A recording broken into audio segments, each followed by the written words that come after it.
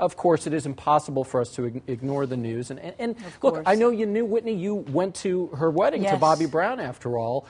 And last night, the Grammys really had this opportunity to pay tribute in a respectful way, which I think they pulled off. You know, there was the prayer by LL Cool J. He said to everybody right at the beginning of the show, we can't ignore this. And I think he really set the tone and had a proper balance to the night, don't you? I agree. I agree. You have to talk about it. I mean, she's one of our biggest stars, an amazing singer, someone unequaled, really, in our field. And yes, I mean, I can't say that I was a close friend of Whitney's. Many times during our lives we coincided. She invited us to her wedding. I met her when we were both practicing in Miami for our tours in 1991.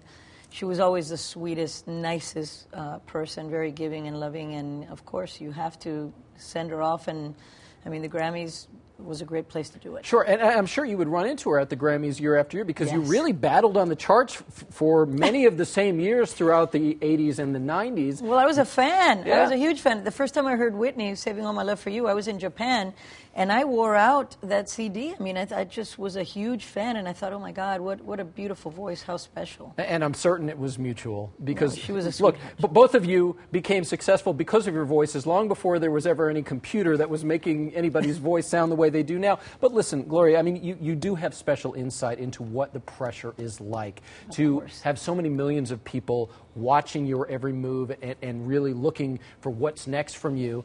And I can't help but think with Whitney, particularly as her voice was not the same in later years, that has to have put an immense amount of pressure on her and perhaps led to many of the issues that she had. I'm sure it did. Look, people tend to forget that celebrities are human beings. We live our lives, we try to do what we love, and which is music, and to share it with everyone. And our job usually is to entertain and to make people forget their troubles. So things like this really hit home. We become like family to our friends. And, you know, her gift, which was a true gift, I mean, since she was a little girl, she had this amazing voice. So when you lose that as well, it's got to be pressure. And lately the entertainment, the music business particularly, has taken major turns, and we've all had to adapt to the new world in music. And all those things put pressure on. Add to that the fact that, you know, everyone's watching your every move. So I'm sure that there are pressures, and like anyone else, you know, we go through a lot of tough times, but in the public eye, it's tough. It must have been very difficult for her.